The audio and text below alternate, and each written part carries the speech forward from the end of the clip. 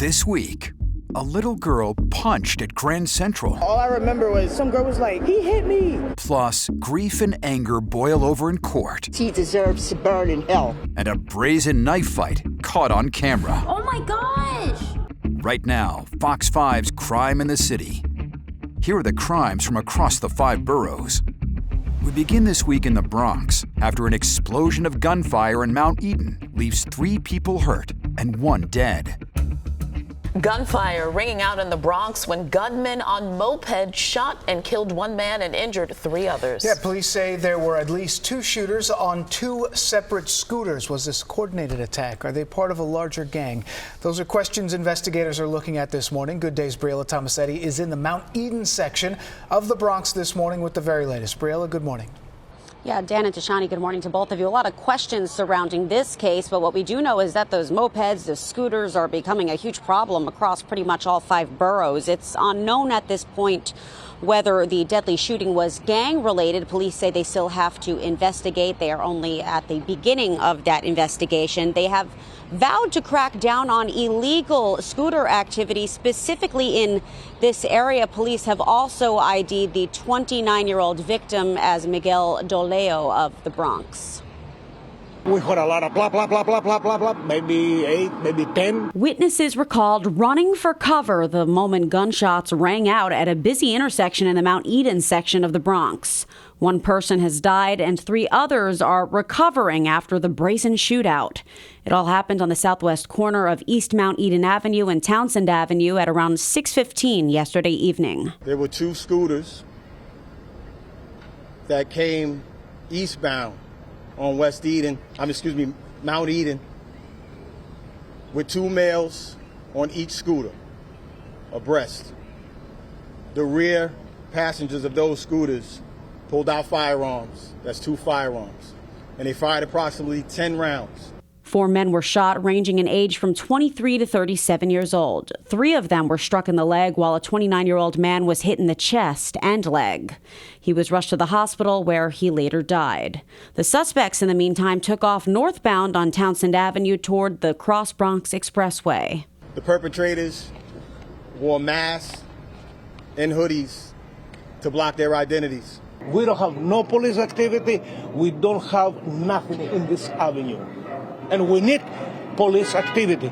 But the NYPD says it's beefed up its presence in the neighborhood following a recent wave of e-scooter crime. 9,500 scooters, dirt bikes, and ATVs we have taken off the street since January 1st to now.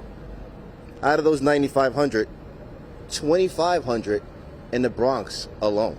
During that same time period, police made 1,300 arrests and issued 989 summonses involving suspects riding scooters.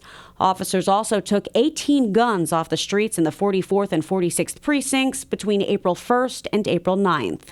As a result of this incident, we're going to be bringing back our community response teams. Those are the officers that you see in the tan pants, and they will be focusing primarily on individuals riding around with illegal scooters, dirt bikes, and ATVs. Down at Grand Central, a 9-year-old girl becomes the victim of a shocking, unprovoked attack.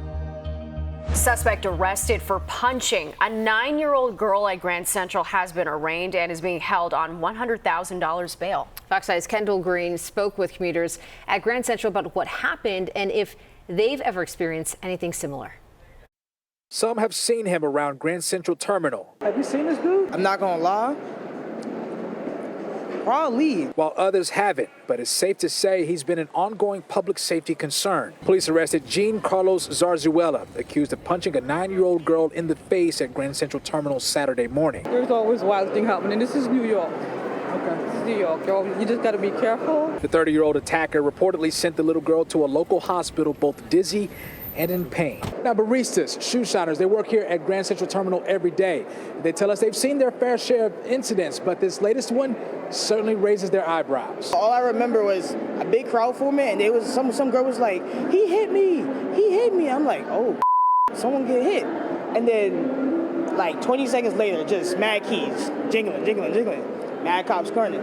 But I guess he had already dipped off, but it's good to know they caught him, though. But police say the unprovoked attack followed multiple prior arrests, one in particular for allegedly punching an elderly woman on April 4th, less than 2 weeks before. Regarding that attack, he was arraigned on charges including assault, reckless endangerment, and harassment, but freed without bail. A lot of the times there is a lot of, I'd say people that, homeless people that always wander around here. Yes, they do cause a lot of trouble, and yes, they do kind of frequently, bother us or sometimes, other people too, but it never really gets to the point where it gets too dramatic like how it happened, over the weekend. At last check, Manhattan District Attorney's Office shared Zarzuela was arraigned on 2 counts of third-degree assault, endangerment of a child, attempted assault, and harassment.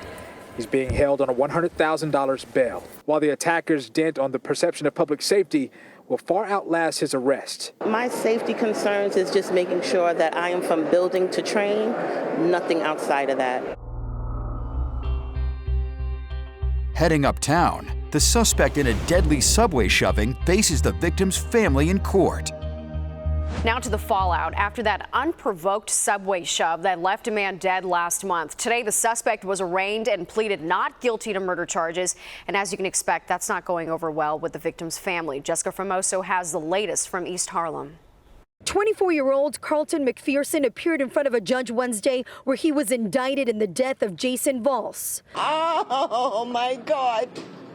I wanted to leap out and rip his heart out. McPherson is accused of pushing 54-year-old Valls onto the tracks of an oncoming train at the 125th Street and Lexington Avenue subway station in East Harlem last month. Police say it was an unprovoked attack. The victim's aunt was in court as her nephew's alleged killer was charged with second-degree murder. He's just a vicious person. He's mean.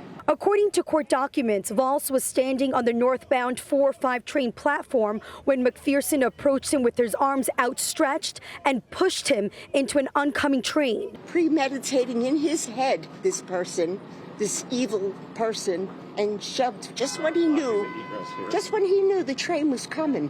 He pushed him. Now they're going to give him psychiatric treatment? I don't think so. District Attorney Alvin Bragg says it was a vicious and completely unprovoked attack. McPherson, who has a long criminal history and suffers from mental illness, pleaded not guilty. If he does go to Rikers Island, I hope they beat the out of him because he deserves to burn in hell. Over in Queens, a popular green space in Flushing becomes the target of vandals. Hundreds of young trees and one city park gone. The victims of an apparent arbor allegedly at the hands or shears of culprits on 4 wheels. Fox 5's Kendall Green is in Casina Park in Flushing with the latest on the search for whoever's responsible.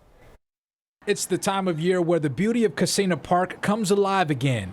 And from across the street, Vicky and her neighbors freely take it all in. I love the park. The minute it hits like 62 degrees, everybody's here. My son comes out, plays basketball, everybody's playing handball. It's just fun. It's exciting. The park is for everybody and we really enjoy. This is a very nice place for everybody. But just beyond where the people play. First of all, I'm shocked. $15,000 worth of money plucked away as the Parks Department reports vandals removed 300 newly planted trees and cut portions of others, vandalizing 5,000 square feet of the park to create what appears to be a well-planned track for dirt bikes and ATVs. Carolina Rodriguez spends quality time there with her dog Helper every day. That's really sad. And you see so many people there, it's like, who's doing that? Councilmember Sandra Ung tells Fox 5 the vandalized area is where, for the past 2 years, volunteers planted and cared for about 2,000 trees as part of a reforestation effort. Recently, there's been a lot of kids coming in with their e-bikes playing dirt bike, and they were shoveling. They brought their shovels a couple of weeks ago. A couple of times on the weekends, I saw them with their shovels, and I thought it was like... Carolina thought they were legit, but if they're caught and convicted, they could become felons. I'm not going to go there and ask, hey, you got a permit? But you see a bunch of people just with shovels and stuff, and then boom, you see the dirt bikes. The city's Parks Department sent Fox 5 a statement about the vandalism saying, quote, "We are working with NYPD on their investigation, but we ask for the public's help as well. If you witness any illegal activity in our parks, please alert Parks Enforcement Patrol or the NYPD." Returning to Manhattan, the streets of Midtown become an arena for a knife fight in broad daylight. wild video of a knife fight in Midtown Manhattan, and a warning, some viewers may find this video quite distressing. Where? Oh my gosh! Oh. Well, police were called to West 39th Street and 8th Avenue yesterday afternoon, where they found one of these men with a stab wound to the torso. That victim was taken to Bellevue and is now listed in stable condition. Cops are now charging 58-year-old Raymond Ball, who was taken into custody yesterday, with attempted murder, robbery, and criminal possession of a weapon. The NYPD says Ball has an extensive criminal history. And finally, back in the Bronx, a local welder shows off his crafty solution to a growing problem. Well, catalytic converter thefts continue to be a costly cause of concern for car owners across the 5 boroughs. Well, now a Bronx man has come up with a unique contraption he hopes will help protect vehicles from potential thieves. Fox 5's Richard G. Covas shows us how it works. Hi, Ball. He's known around this section of the Bronx as Rafe the Riveter. A professional welder of nearly 4 decades, Rafael Greco now teaches his craft at a union school. This craftsman has spent the past few months working on an idea that he believes is a solution to a growing problem in New York City. This would run the whole length again. There's no way to cut through it. Catalytic converter thefts have been on the rise for years now. The valuable exhaust emission control device made with precious metals, where thieves can turn around and sell for up to $1,000. The NYPD says in 2022, it saw more than 8,500 catalytic converter thefts. The Bronx saw the most converter thefts stolen in 2023. It was 7 a.m. one morning when Rafe's wife saw someone stealing a catalytic converter from underneath her Hyundai. The thieves got away, and Rafe was forced to buy a new one for his wife's car. She said, can't you weld something in there to keep them from doing it? I said, yeah, I probably could. So Rafe got to work, and now he has his own what he calls cat-safe invention, a contraption that includes chains, cables, and clamps that would take a thief hours to cut through. Once these are on, this gets welded together. And then it's welded to the muffler. It can't come off. I weld a chain around the catalytic converter into this chain, and I weld all along the chain along the whole length of the muffler, and that way it's almost impossible to get it out. So Rafe started putting that contraption underneath cars of people on his block here in the Pelham Gardens section of the Bronx, to his neighbors, his family, his friends, and now he's turning it into a little side gig, charging $250 to build it and install it underneath the vehicle, a process he says takes only 45 minutes.